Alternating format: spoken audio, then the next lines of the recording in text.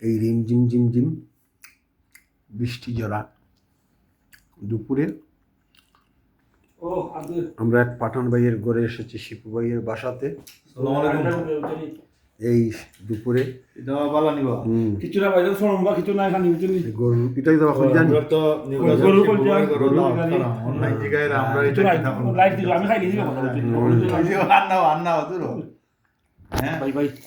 বাবা শিপু ভাইয়ের গরু কি এত খানি শরীর পিটাই দিয়া দিয়া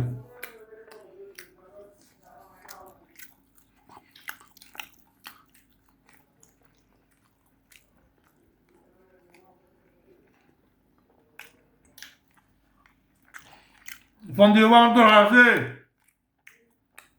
রাখবো না।